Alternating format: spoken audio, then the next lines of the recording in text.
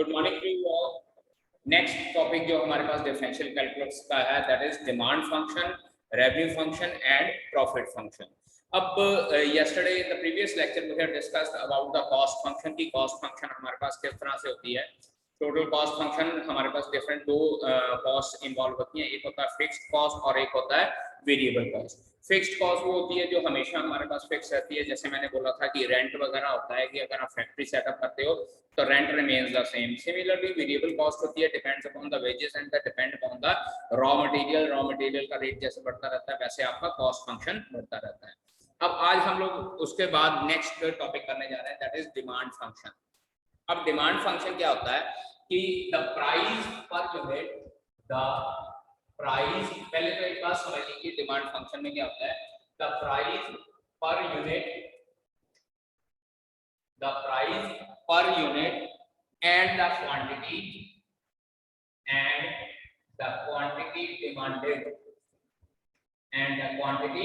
demanded are always inversely proportional,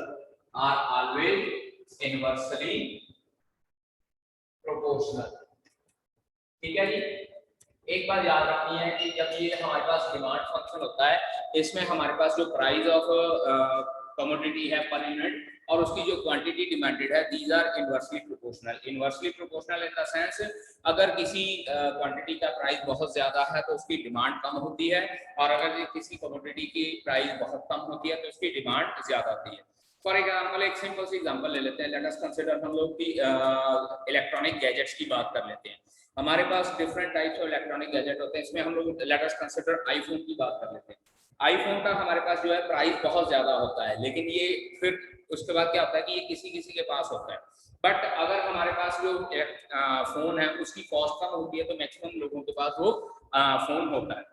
तो इसी तरह हम लोग ये कह सकते हैं कि price per unit and the quantity depended are always inversely proportional, but still exceptions are always there. Exception ये है कि अगर किसी बंदे को बहुत ज्यादा जरूरत होती है तो चाहे उसकी प्राइस बहुत ज्यादा भी हो इवन देन उसकी डिमांड हमेशा बनी रहती है। तो exceptions are always there, but maximum time हमारे पास क्या होता है कि जो प्राइस पर यूनिट होती है और क्वांटिटी डिमांडेड ये हमेशा हमारे पास क्या है इनवर्सली प्रोपोर्शनल होती है। और इसमें हमारे पास क्या होता है कि दो चीजें ध्यान में रखने वाली बात होती है। First one is if demand of an item, if demand of an item या of a unit produced depends upon अगर किसी आइटम की डिमांड जो है depends upon the price then demand function will be given by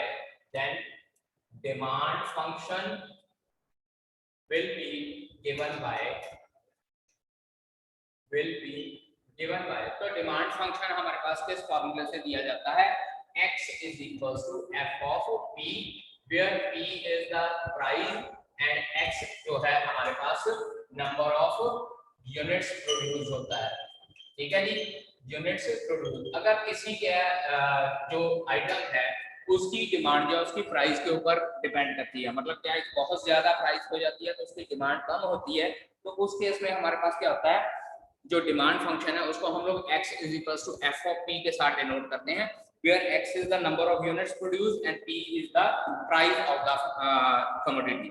अब secondly if demand of an item, यहाँ कह सकते हैं if price of an item, ऐसे लिख लेते हैं if price of an item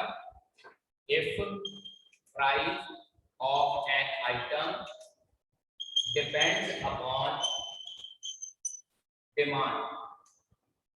अब ये देखिए बिल्कुल रिवर्स हो गया है, पहले जो है डिमांड प्राइस के ऊपर डिपेंड कर रही है, अब की बार क्या है if price of an item depends upon demand then demand function will B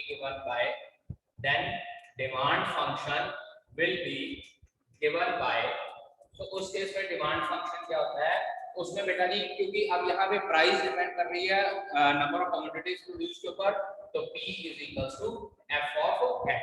अब इसमें क्या होता है कि कई बार अगर आपकी कोई चीज जो है मार्केट में बहुत ज्यादा अवेलेबल होती है तो उसकी प्राइस कम होती है, लेकिन अगर वो चीज बहुत ज्यादा फायदेमंद होती है ना तो लोग उसको खरीदते रहते हैं, और कंपनी क्या है कि उसके रेट धीरे धीरे अगर बढ़ाती भी रहे इवन देन उसकी डिमांड बनी रहती है। फॉर एग्जांपल जैसे पेट्रोल और डीजल के प्राइस बढ़ते जा रहे हैं, अगर होना क्या चाहिए कि अगर प्राइस बढ़ता है तो इसकी कंजम्पशन कम होनी चाहिए और इसकी रिक्वायरमेंट कम होनी चाहिए, लेकिन हो क्या रहा है कि लोगों के पास वही डीजल गाड़ियां और पेट्रोल की गाड़ियां हैं, तो इसलिए अगर इसका प्राइस बढ़ भी रहा है, डिमांड तो डेली बढ़ ही रही है, तो कंपनियां क्या है इसका प्राइस भी बढ़ा रही हैं और उनका प्रॉफिट बढ़ रहा है।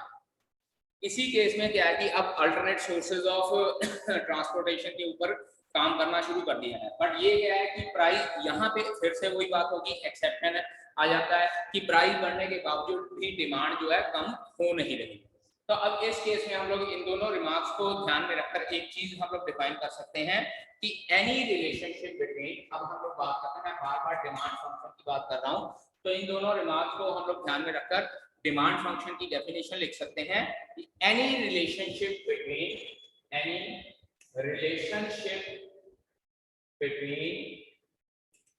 Price and demand, any relationship between price and demand is known as demand function, is known as demand function। तो बात बार जो मैं कह रहा हूँ कि डिमांड फंक्शन क्या है कि कोई भी रिलेशन जो है प्राइस और डिमांड के बीच है उसको हम लोग डिमांड फंक्शन बोल सकते हैं। चाहे हमारा डिमांड फंक्शन जो है प्राइस के ऊपर डिपेंड करे, चाहे हमारा डिमांड फंक्शन जो है कमोडिटी के ऊपर डिपेंड करे, तो दोनों के दोनों रिलेशन को हम लोग डिमांड फंक्शन बोल सकते हैं। ठीक है जी। अब इसके बाद हम लोग बात करते हैं कि डिमांड फंक्शन में हमारे पास दो तीन चीजें ध्यान में रखने वाली होती है। फर्स्ट वन हमारे पास जो होती है that is revenue function, second one हमारे पास होती है प्रॉफिट फंक्शन, और थर्ड वन होता है हमारे पास ब्रेक इवन पॉइंट। ठीक है जी। तो let us start discussing about the revenue function, profit function and break even point. Now let us discuss about the revenue function, profit function और ब्रेक इवन पॉइंट। ना ये चीजें क्या होती हैं। अब सबसे पहले बात करते हैं रेवेन्यू फंक्शन। मान लीजिए कि आप बिजनेस शुरू करते हैं, फैक्ट्री वगैरह सेटअप करते हैं, उसमें आप अपनी तरफ से इन्वेस्टमेंट करते हैं। वो सारी इन्वेस्टमेंट हमारे पास क्या आती है, टोटल कॉस्ट फंक्शन के अंडर आती है, जिसमें हमारे पास फिक्स्ड कॉस्ट होती है और वेरिएबल कॉस्ट होती है। अब उसके बाद क्या होता है कि जब हम लोग अपना बिजनेस सेटअप कर लेते हैं, कोई कमोडिटी वगैरह प्रोड्यूस करना शुरू कर देते हैं, तो नेचुरल सी बात है कि जो कमोडिटी हम लोग प्रोड्यूस करेंगे उसको हम लोगों ने मार्केट में बेचना भी है। तो मार्केट में बेचने के लिए हम लोग क्या करते हैं कि जब हमारे पास सारी different commodities, number of items हमारे पास प्रोड्यूस हो जाती हैं, तो let number of items produced is equals to x। Generally हम लोग जो है नंबर ऑफ आइटम्स प्रोड्यूस्ड को x भी कंसीडर करते हैं, and p is the price per unit, and p is the price per unit.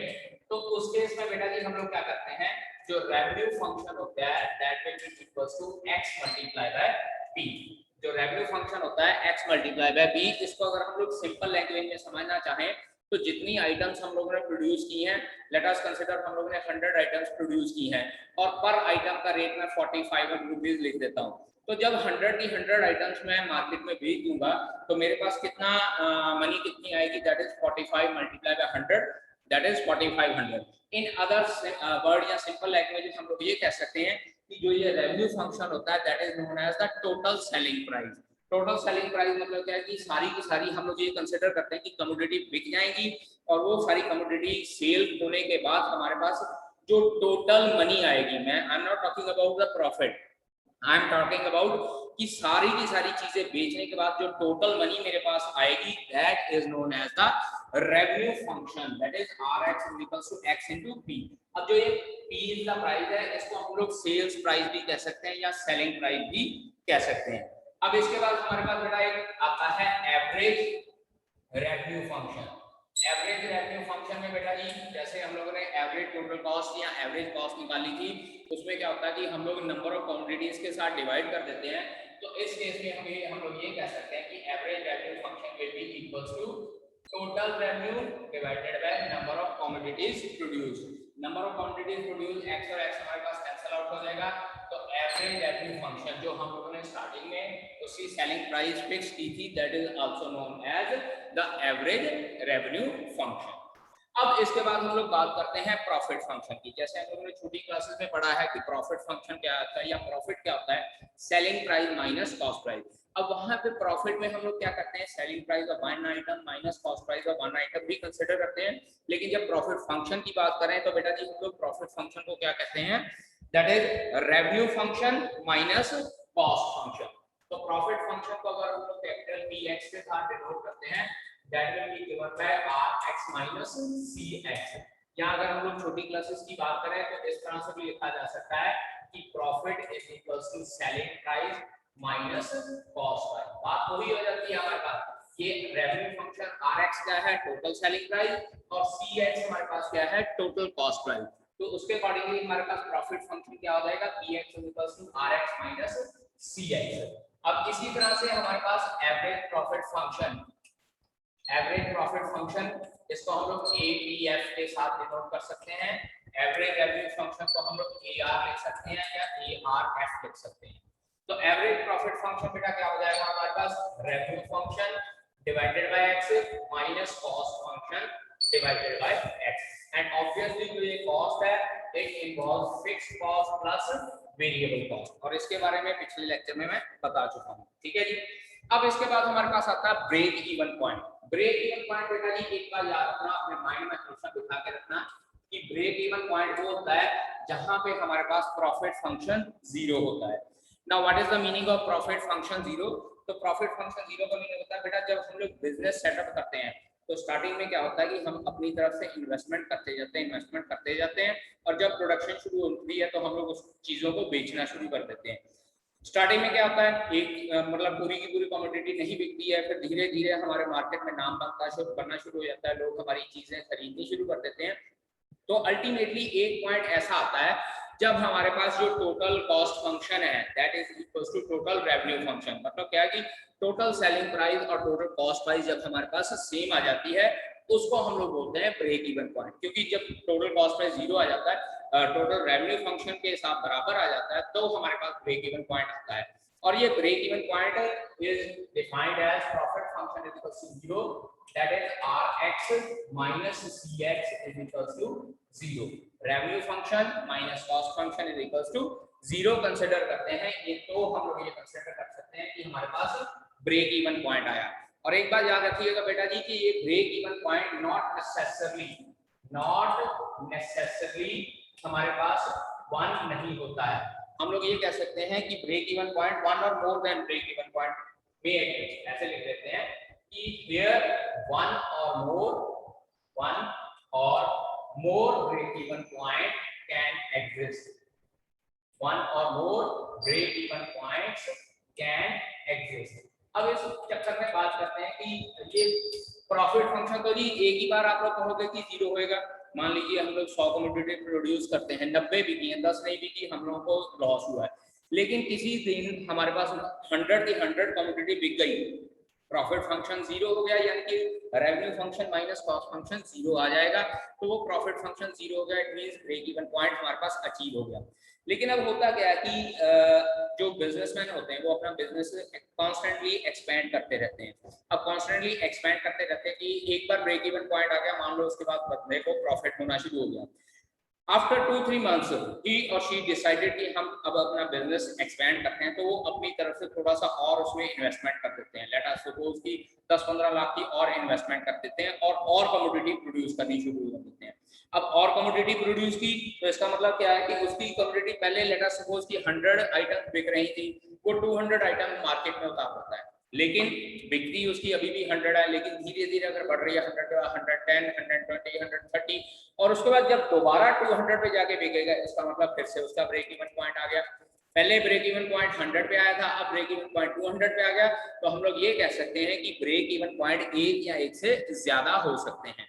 Constantly evolve होता रहता है, कॉन्स्टेंटली बिजनेस एक्सपैंड होता रहता है, तो उसके अकॉर्डिंगली हम लोग इन्वेस्टमेंट करते रहते हैं। जब हमारा रेवेन्यू फंक्शन दोबारा से कॉस्ट फंक्शन के बराबर जितनी बार आएगा उतनी बार ही हमारे पास ब्रेक इवन पॉइंट कंसिडर किए जा सकते हैं। So more than one break even points भी हो सकते हैं। तो इस केस में हम लोग ये कर सकते हैं कि सबसे पहले रेवेन्यू फंक्शन होता है प्राइस पर commodity multiplied by number of commodities, और अगर एवरेज निकालना है तो नंबर ऑफ कमोडिटीज से डिवाइड करते हैं। इसी तरह से प्रॉफिट फंक्शन होता है revenue function minus cost function, या selling price minus cost price, और अगर एवरेज प्रॉफिट निकालना है तो फिर नंबर ऑफ कमोडिटीज से डिवाइड कर देते हैं, और ब्रेक इवन पॉइंट जहां पे हमारे पास प्रॉफिट फंक्शन 0 हो जाएगा, that is selling price is equal to cost price. ठीक है बेटा, अब इसके ऊपर बेस हम लोग एक्सरसाइज स्टार्ट करते हैं जो एमएल अग्रवाल की बुक में एक्सरसाइज 6.7 है। So let us start first question from exercise 6.7। Let us consider first question from exercise 6.7। अब बेटा इस क्वेश्चन में कहा गया कि the demand function is x is equals to 24 minus 2p by 3।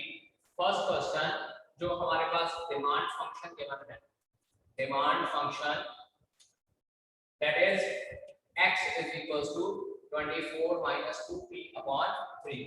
इसको सेपरेट कर लेते हैं, 24 के नीचे एक बार 3 लिख दिया, एक बार 2p के नीचे 3 लिख दिया।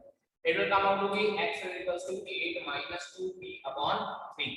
ये हमारे पास डिमांड फंक्शन है, x is equals to 24 minus 2p over 3 को सिंपलीफाइड फॉर्म में लिखा है, where x is the number of units demanded and p is the price per unit। Find the revenue function r in terms of p।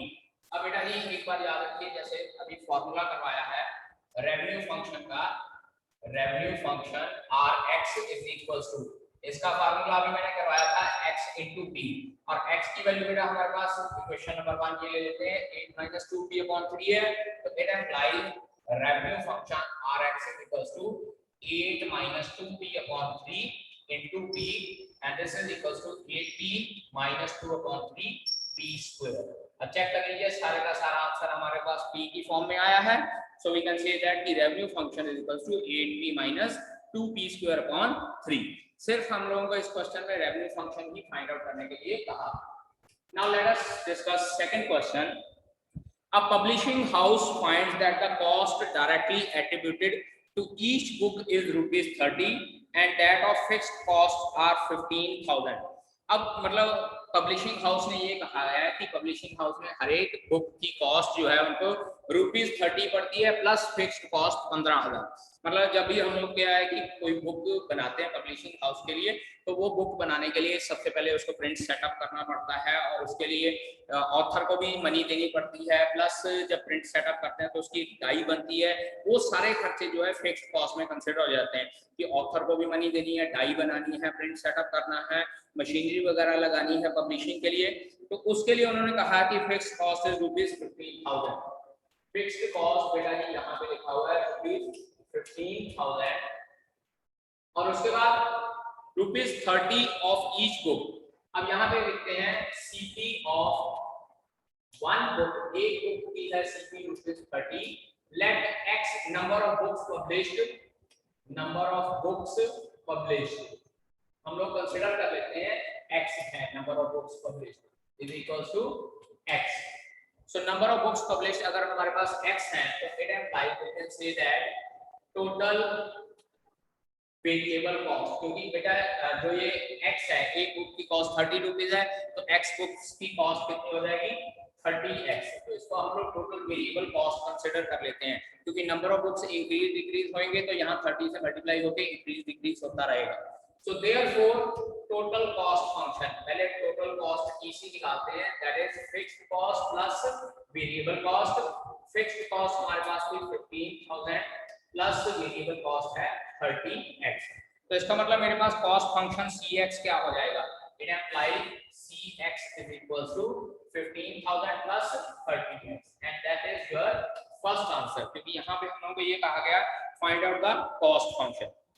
अब इसके बाद बेटा हम लोगों को ये कहा गया है find out the revenue function, और बेटा रेवेन्यू फंक्शन हमारे पास क्या होता है, नंबर ऑफ जो है commodities produced multiplied by the selling price। अब यहाँ पे उसने ये कहा है कि selling books can be sold at ₹45 per unit।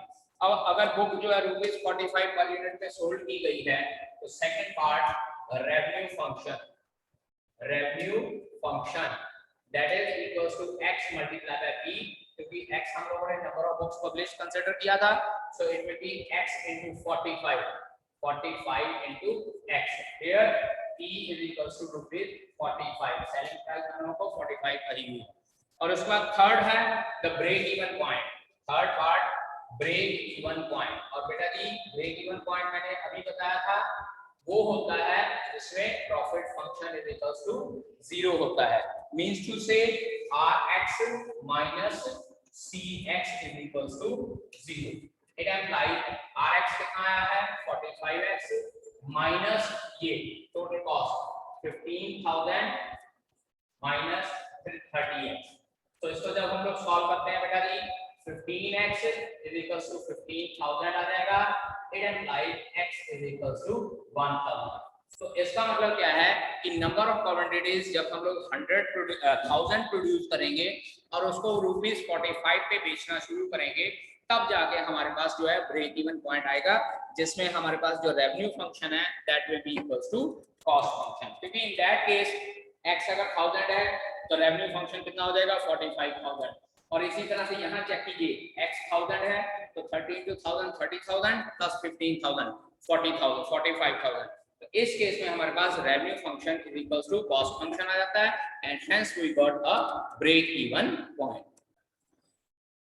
In the third question, it is given that the selling price of a commodity is fixed at ₹60 per unit। 60 जो है वो पर यूनिट की कॉस्ट है and the cost function is 35x plus 250। बेटा cost function 35x plus 250 दिया हुआ है, इसका मतलब इसमें जो x है वो वेरिएबल है, that is commodity number of commodities produced is equals to x। Here हम लोग लिखते हैं here number of commodities या number of units produced, number of units produced is equals to x।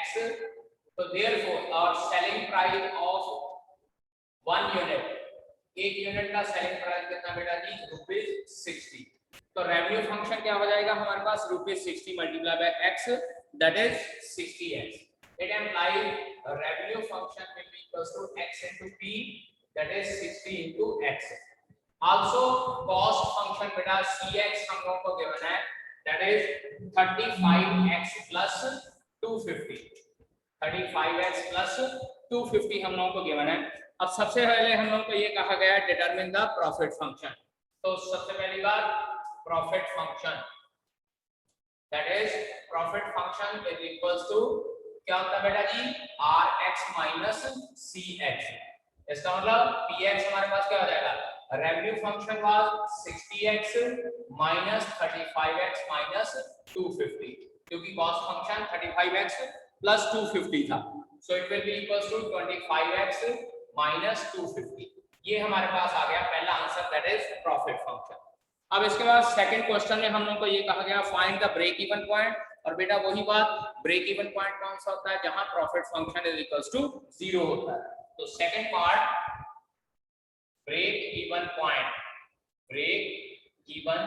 Point that is px is equals to 0। अब profit function मेरे पास 25x minus 250 आया है so it implies 25x minus 250 is equals to 0। और जब इसको solve करेंगे तो x is equals to 10 हमारे पास आंसर आ जाएगा।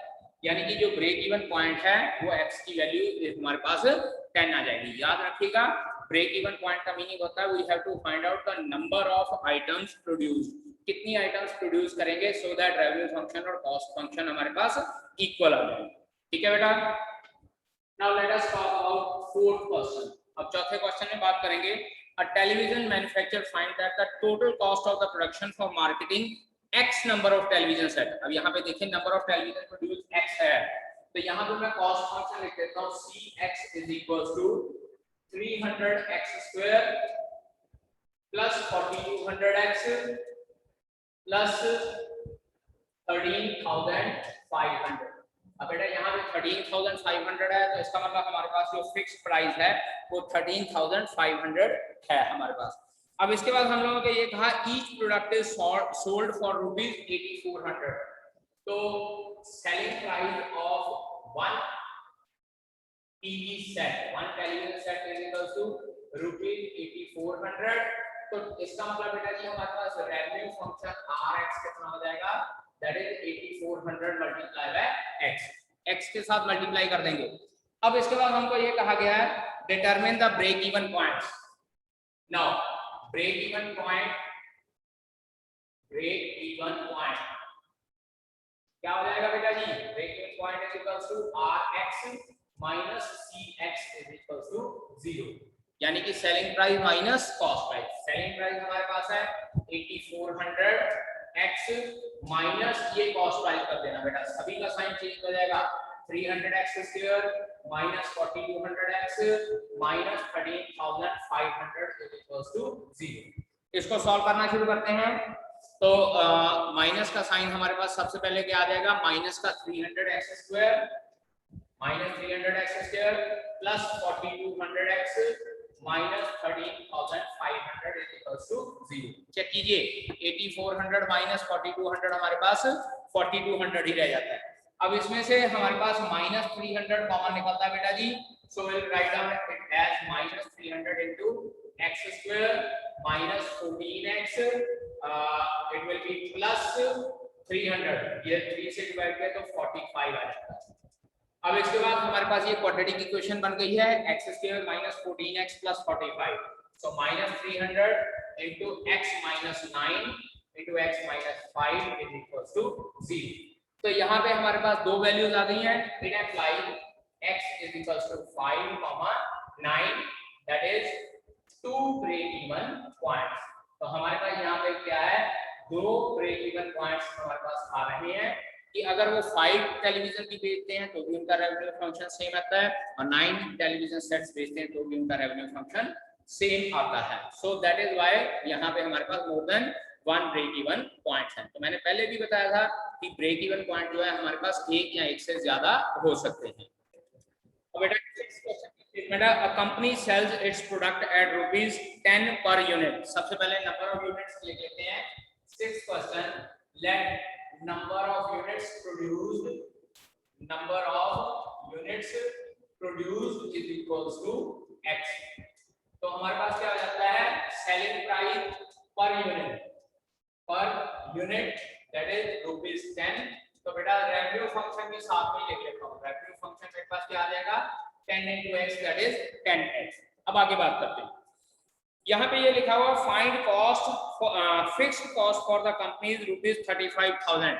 अब फिक्स्ड कॉस्ट बेटा जी हम लोग को गिवन है 35,000 है, और उसके साथ ये कहा गया and the variable cost is estimated to run 30% of total revenue. अब यहाँ पे देखिए variable cost is 30% of revenue function बेटा कहा है दैट इज Rx। तो इसको ये कह सकते हैं कि 30/100 into 10x, और जब इसको सॉल्व करेंगे इट विल बिकम 3x। तो अब यहाँ पे मैं टोटल कॉस्ट फंक्शन लिख लेता हूँ, it implies Cx is equals to FC plus VC। FC मतलब fixed cost plus variable cost, और फिक्स्ड कॉस्ट मेरे पास थी 35,000 और वेरिएबल कॉस्ट कितनी आई मेरे पास 3x। इसको इक्वेशन नंबर 1 लिख लेते हैं। अब यहाँ पे उसने कहा है डिटरमिन द रेवेन्यू फंक्शन, ये देखिए हमारा पहला आंसर तो ऑलरेडी आ चुका है। उसके बाद secondly find the total cost function, ये लीजिए दूसरा आंसर भी मेरे पास आ चुका है।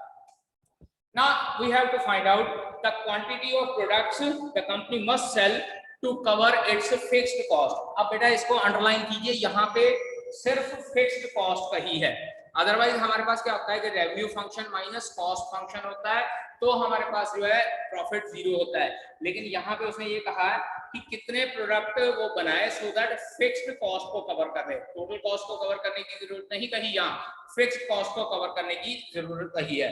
So here for the third part we can say that according to question या अकॉर्डिंग टू कंडीशन गिवन, जो टोटल रेवेन्यू फंक्शन है Rx should be equals to fixed cost, क्योंकि रेवेन्यू फंक्शन जो है फिक्स्ड कॉस्ट को तभी cover करेगा अगर रेवेन्यू फंक्शन फिक्स्ड कॉस्ट के बराबर आ जाएगा। यहाँ पे बेटा ये ध्यान रखिए हम लोगों ने प्रॉफिट फंक्शन को 0 नहीं करना है, क्योंकि प्रॉफिट फंक्शन में क्या आ जाएगा revenue function is equals to cost function, but यहाँ कॉस्ट फंक्शन नहीं लेना है, यहाँ पे हम लोगों ने सिर्फ इतनी चीज लेनी है दैट इज फिक्स्ड कॉस्ट। तो अब रेवेन्यू फंक्शन की वैल्यू पुट करते हैं that is 10x is equals to 35,000। Simple सा आंसर है x इज इक्वल्स टू 3500।